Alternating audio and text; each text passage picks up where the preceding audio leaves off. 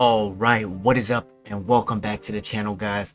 You're watching the daily series of Nwadei MMA, where I give you my thoughts, but more importantly, ask for you guys' thoughts, as you guys are the MMA community. Today, we're back again with the ultimate breakdown of UFC Mexico. Brian Ortega versus Yair Rodriguez 2, and Brandon Moreno and Brandon Royval are also on this card. They're actually the headline main event. If you want me to break that one down, just let me know in the comments down below and I'll go ahead and do that. But I just feel like Yair Rodriguez versus Brian Ortega might be the most interesting one on the card, and that's why I'm going to be breaking it down today. So in order to preview this fight a little bit, yes, this is the rematch. Yes, these two have fought each other before. They've also trained together, and in the first fight we saw a little bit of a patient approach from Yair Rodriguez, more of a aggressive approach from Brian Ortega, even given the fact that Brian took a lot of time off before that fight, right? And now he got injured. He's taken a lot of time off since that fight. If you guys don't know, he got caught in an armbar, which when he tried to pull out, tore some muscles in his shoulder, but the actual tear actually might have happened from the takedown he did. And we're gonna go over that fight. We're gonna talk about it. We're gonna break it down. But that was the story of their last fight, and Yair Rodriguez technically ended up winning by submission, in which I felt like he deserved it. And you know, here we are, right? So removed from injury, Brian Ortega is now back. He's now looking to reclaim his contendership, and Yair Rodriguez is coming off of his loss to Alexander Volkanovski after winning the interim belt against Josh Emmett. Alexander Volkanovski fight was tough. Alexander kind of just dominated him, and we're gonna go over a few reasons why all of these fights happened the way they did. So guys, thank you for tuning in. Thank you for sticking around. Nwadei MMA, where we break down fights, give you fight reactions, and talk about the MMA community. If you guys are interested in more fight breakdowns and MMA analysis, go ahead and give this video a thumbs up, and obviously subscribe to join the family to be notified when more videos like this will come out in the future. However, before we get into breaking down each person's style based off of their fights and how they might match up with each other, let's go ahead and go right into the body breakdowns of each fighter. Starting off first with the body breakdown, Yair Rodriguez versus Brian Ortega. On the left here we have Yair Rodriguez, 16-4 record, coming off of his last loss against Alexander Volkanovski, representing Mexico. He's the taller fighter at 5'11". He also has a longer reach by 2 inches. He has a 71-inch reach and a longer leg reach as well by, again, 2.5 inches. Brian Ortega, on the other hand, is 3 inches shorter at 5'8", 2-inch reach disadvantage in 69 inches and in leg reach as well. So Brian Ortega is the shorter, stockier fighter. He's going to be looking to close the distance, as you would expect, and as we saw in the first fight as well. Yair Rodriguez, on the other hand, is the longer fighter, a little bit more wiry, less bulky. I don't know who's going to have the strength advantage per se. I mean, if we look at their styles based off of their significant strikes, Brian Ortega absorbs more punishment because he tends to go forward more. To be honest, I feel like he does his best work striking when he is staying at range and using his kicks and switching stances and things like that, kind of like how we saw against the Korean Zombie. However, in this fight, he's gonna have to close the distance. I think we can already assume that he's gonna have to mix in some grappling, the wrestling. But how is he gonna do it? Well, in order to do that, we have to break down some particular fights. For Yair Rodriguez, we're going to break down his fight against Josh Emmett, where he won the interim UFC featherweight championship of the world, as well as his fight with Brian Ortega. And this is kind of a breakdown for both fighters, obviously, because they were both involved in it. For Brian Ortega, we are also going to be breaking down his fight with Cub Swanson, considering how many kicks Cub threw, the kind of style that and approach that Cub brought, and then also the style and approach that Brian Ortega brought into that fight, because I feel like it's going to be very similar. And we might pick and choose a couple other fights just to glance at and clip through, so that I can give you guys a proper in-depth analysis on this fight. So I'm going to try and make this one relatively short for you guys. However, without further ado, let's go ahead and get into the film study for each fighter. So starting off first with Yair Rodriguez versus Josh Emmett. This is the first fight we're going to break down. Why? Well, the reason we're breaking this one down is because Josh Emmett, of course, is the shorter, stockier fighter. We knew he had to come forward, and I wanted to see how Yair Rodriguez approaches this one. This is actually the first fight where I saw Yair Rodriguez's footwork and was like, wow, that's actually really beautiful. Pay attention to this fight, the way he just starts floating around. That was an awkward kick right there. We do a front kick up the middle to, I guess, keep that range. That was a beautiful low kick. Now, the reason, so Josh Emmett is trying to track him down, but let's actually go ahead and take a look at this, because the reason Josh isn't able to track him down very easily, and I understand this is the first minute, but the trouble he's having is that Yair takes one step back, as you can see, right? But then immediately starts going right and left, and it's hard to track someone down like that, right? You kind of have to overcommit, and then when you overcommit to one side, they go out the other way. Right, so it's kind of like in football when you're juking an opponent and they don't know where to put their head in order to make the tackle, and then they end up slipping off of you. That's kind of the same way, or same thing. Throws that high kick, oh, and then a tough kick to the body, and Emmett actually walks into that one. Why? Because Yair, you see he has the proper angle right here for his southpaw stance. Steps off to the left. Now he has that inside ankle on that foot, but as Josh Emmett steps to try and cut him off, he can't get back out of the way. He runs right into that body kick, and that lands right on the liver. And you see Yair throw his hands right afterwards. Immediately on the back foot, Emmett is now. Again, Yair showing that front kick up the middle to keep that range and disallow him from coming forward. Good low kick again, chopping calf kick. And another switch stance into that body kick, and the hands right after it. Very dangerous. I think that's actually going to be something that he should use against Ortega, considering Ortega has to do a similar job of containing Yair Rodriguez. You see he uses that footwork again, left, right, never let you catch him. As soon as he tries to cut you off and throw some strikes, that's when I meet him with the contact. Wow. Kicks him to the head. It's off the switch every time. He's attacking off the switch. That's what this is called. So if you go back right here, he's in orthodox. Bang. Switch to southpaw, throws that kick right away, and then the left hand over the top. This is called attacking off the switch and attacking off the exit as well. This is something that a lot of high-level kickers do in order to set up their hands off of their kicks. It's back to southpaw. Josh Emmett's aware of that body kick. You see he's circling away from it, still gets hit by it. Now he's trying to double up that right hand to close the distance, but he was just moving straight, just moving linear, and Yair just circled out. Man, look at these goddamn combinations that Yair throws. A spinning back kick into a right hook. That was a good calf kick, but he ate a right hand by Emmett. Oh, got wobbled there. You got too overzealous. Emmett has that one punch power. And now here's where I thought Emmett was actually going to have more of an advantage. Yair's jiu-jitsu is underrated though. Circles around to the back, continues trying to range shots, trying to weigh heavy on Yair's legs. Yair's using that reverse Z-guard, kind of hooking the glove right there, keeping that arm in between his legs. And now his hands are free. Look at the re-guard. So even with a wrestler's pressure, trying to stay on top of your legs and control you and stay on top, Yair did a good job of re-guarding. So we know he has good jiu-jitsu. He can get back to his guard. This is actually part of the reason why Alexander Volkanovski, and we're going to see this a little bit later, why he brought Yair Rodriguez to the cage, because he can't, you see this extension that he's getting here?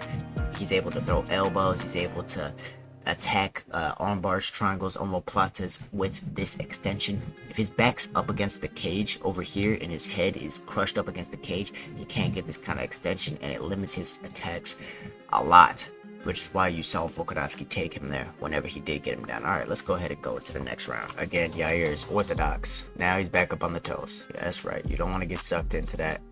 I mean, he can see that stance switch attack coming now. Yair's gotten a lot more respect from Josh. Oh, and he's also not scared to throw hands, man. His 1-2 down the pipe is very accurate. His hands are underrated. He hit that knee to the body off the left kick. Oh, it's actually very dangerous trying to close the distance on his kicks. When he throws them with that reckless abandonment, you oftentimes run into a knee. Look at that. Man, that sucks. Oh, he just keeps going right back at it. I want you to just so y'all know what I'm talking about. Kicks into his hands, and then bang, right here. He's he's landing the shin, but if you come any closer, it's the knee right in your rib cage, and that honestly sucks worse. Good knee, body kick, body kick. Josh finally catches it, starts reaching in for the double, eats a couple of elbows, tries to lift him, starts riding up into the clinch. That elbow is telegraphed. Yeah, by this point, Josh is pretty beat up, pretty wary of the kicks.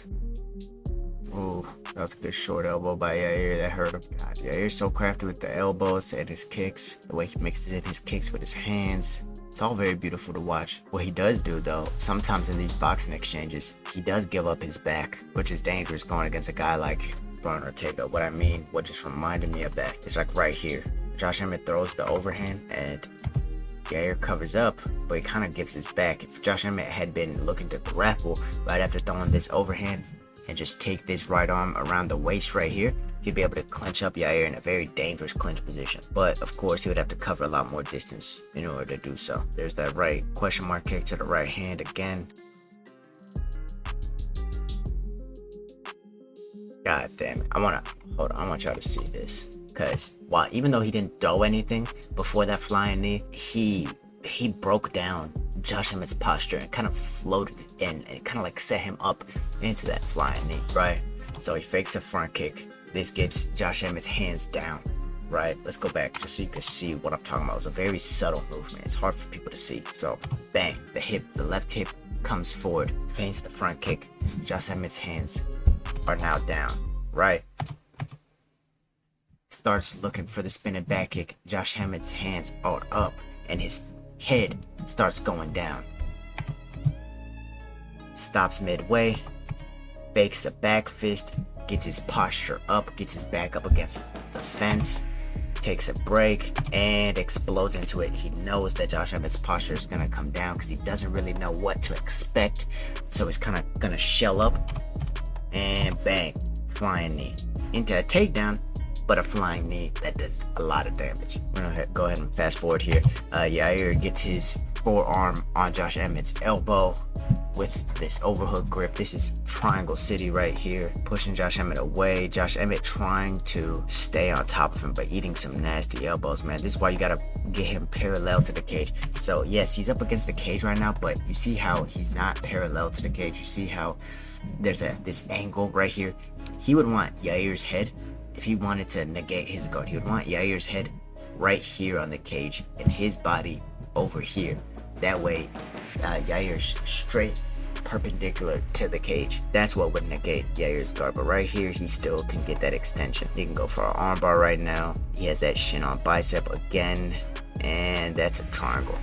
If he chooses to commit to it. Josh Emmett still posturing forward. Wow, is looking for that armbar. Can't get the armbar, switches to the triangle. Beautiful jiu-jitsu. Man, grabs the head, underhooks the leg.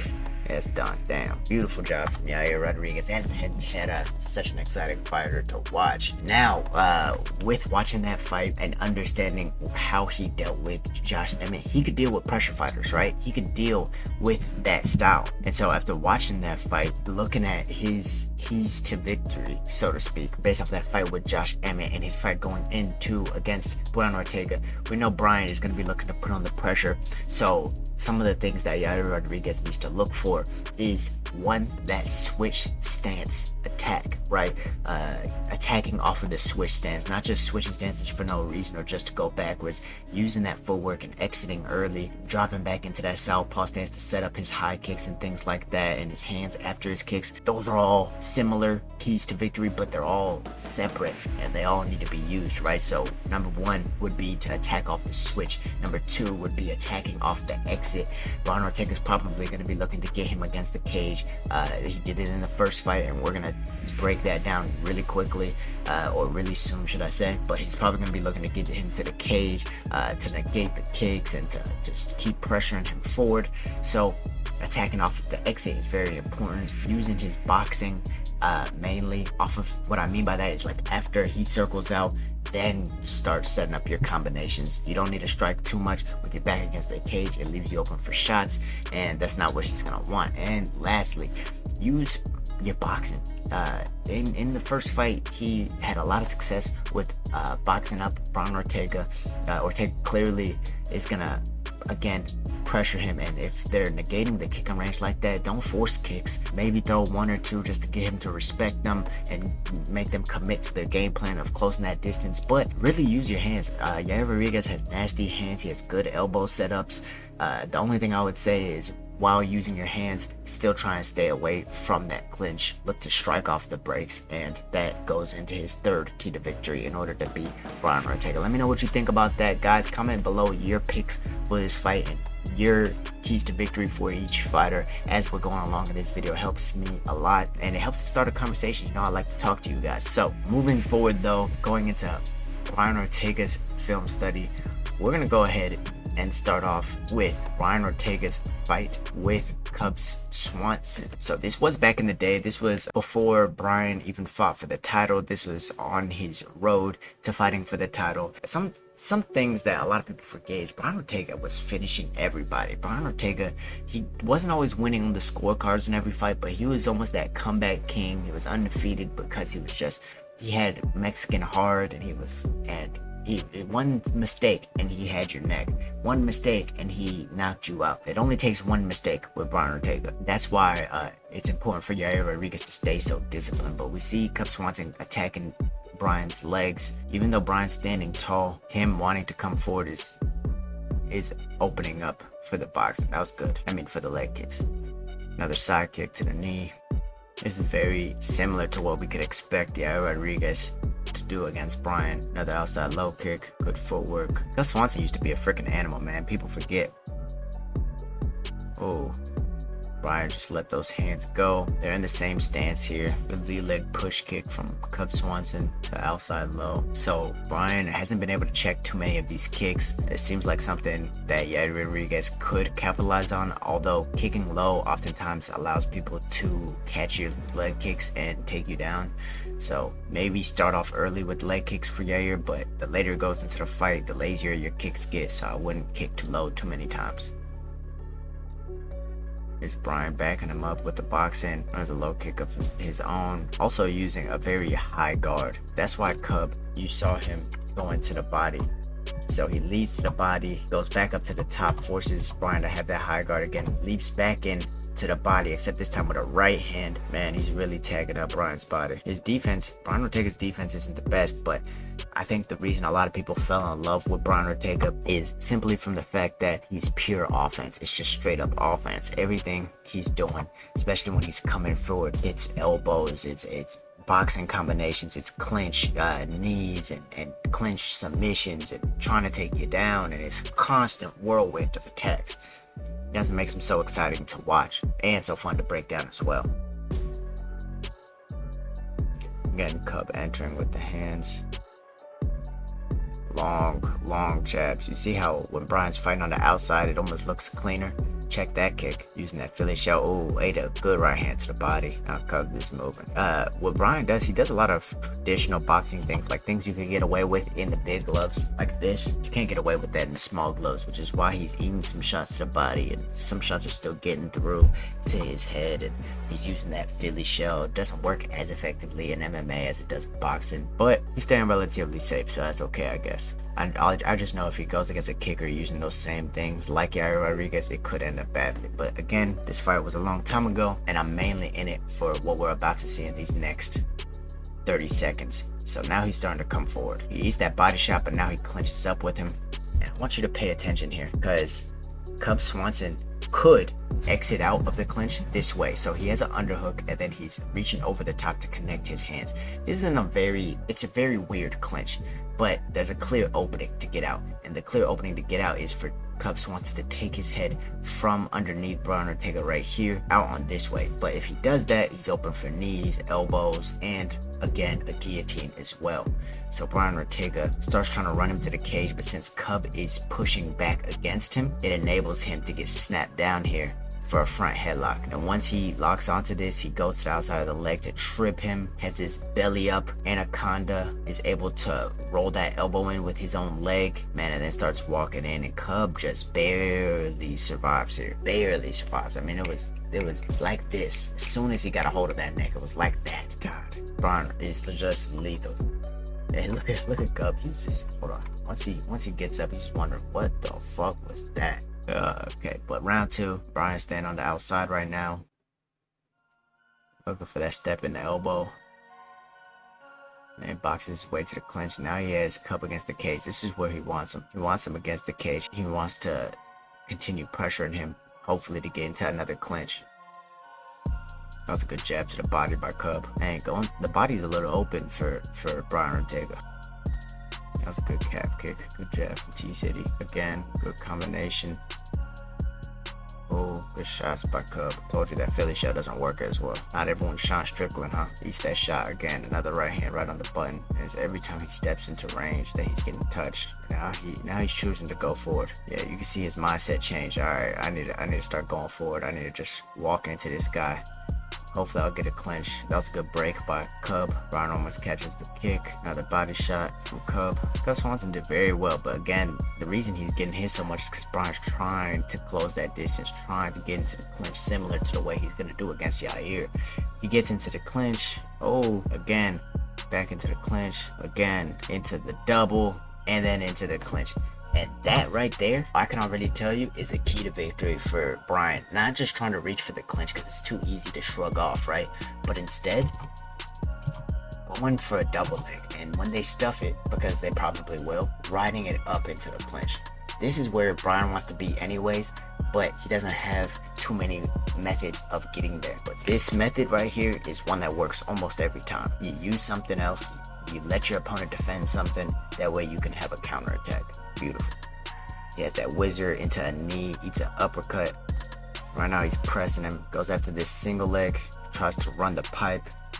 Cub has heavy hands when he's going to the body. Throws a knee. Oh, Cub ducked his head just a little bit too low. Look at this, a knee right into that guillotine. Oh man. And then the way he finishes this guillotine was just picture perfect. I mean, he has an arming guillotine while standing, readjusts. Did y'all see that readjustment? I want y'all to see that again. Takes out his arm from the arming guillotine, looks to go over the arm for like a Marcellotine or an arm out guillotine. Cub defends it right away. So what Brian does is he fakes it, goes back underneath for a deeper grip, and now he's sagging off while choking him. This is a tight guillotine. Locks his legs, and from here it's over. Oh, it's over. Jesus Christ, man. What a freaking finish by Brian Ortega. Like I said, he gets a hold of your neck, it's game over.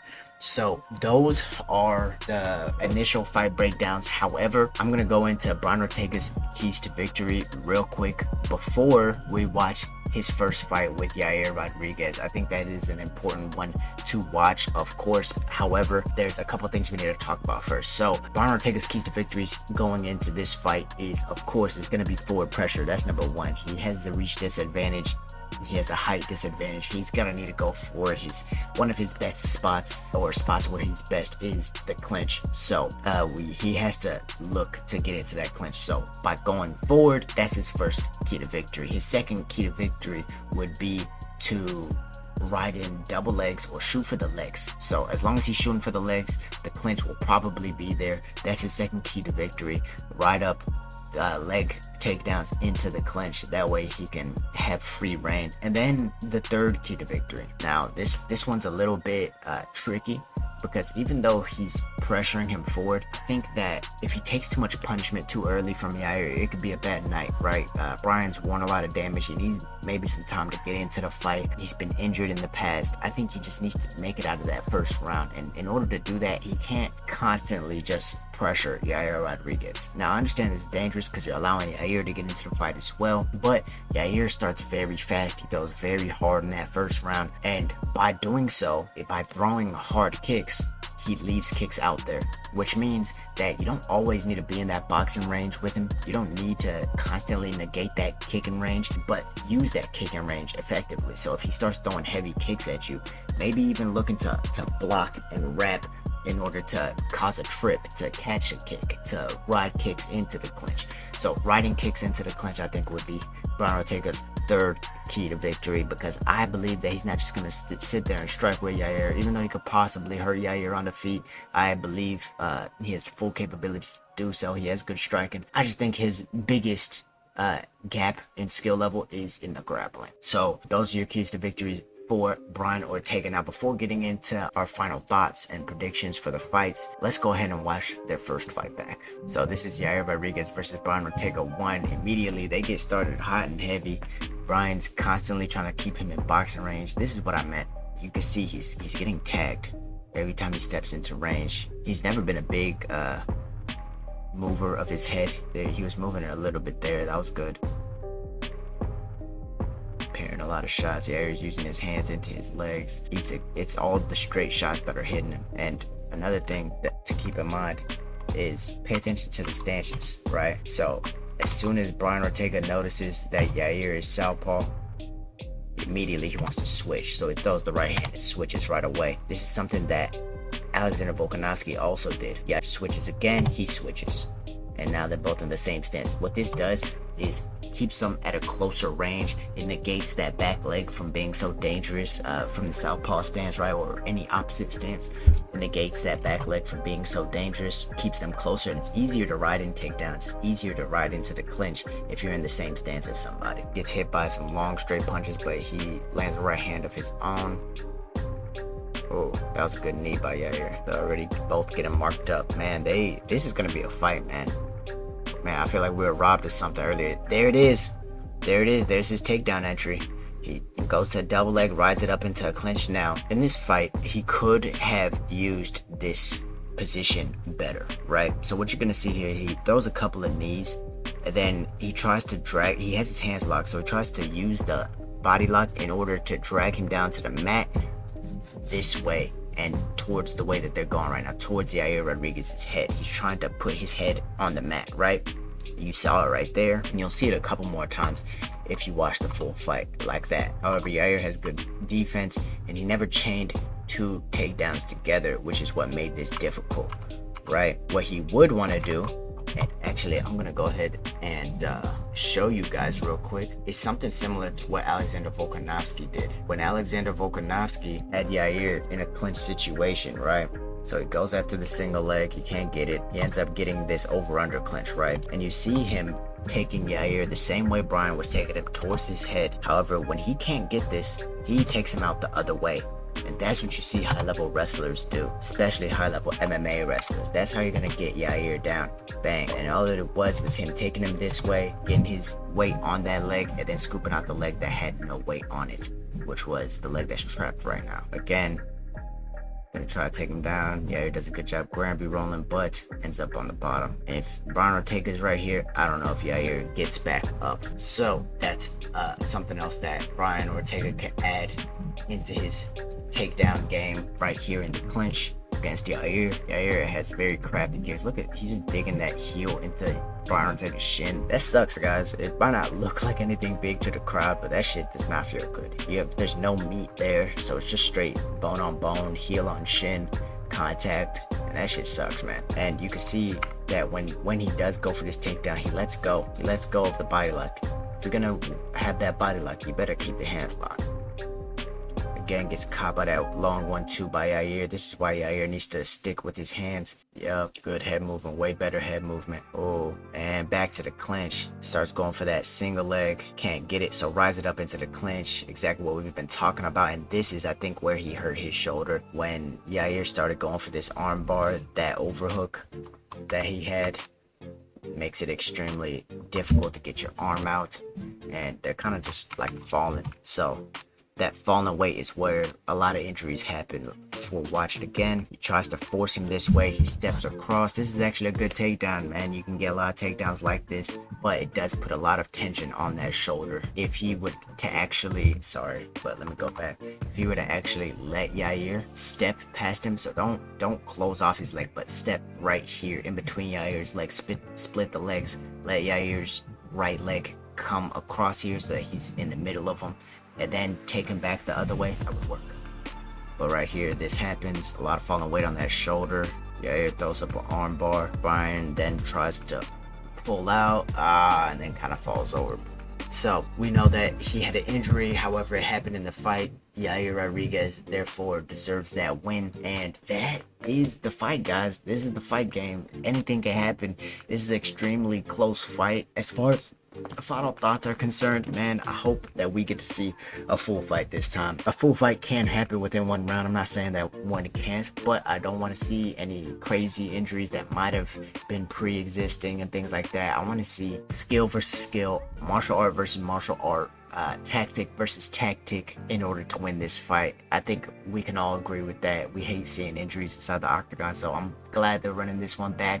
UFC Mexico City is a banger of a card. As far as who I think is gonna win, and I think, like I said, if Brian Ortega could get into the fight without getting caught cold, I feel like he can get this one to the clinch. Yair Rodriguez, he allows people to get to the clinch a little bit too easily on him, whether you're riding in a kick, whether he's turning his back like we mentioned before, or whether you even just shoot at his legs, he stuffs it and you ride up into a clinch. It allows, because people don't want to strike with him so much, so many people have tried to take him down and clinch with him, and they're able to get there. So if Brian could do that, he's very dangerous in the clinch, he's very dangerous on the ground. I think he can get this one done, but there's obviously many situations to where Yair Rodriguez could just outbox him, stay away from the clinch, and then kick his body, right? So guys, let me know your picks and predictions in the comments down below. Thank you guys for stopping by and watching this video.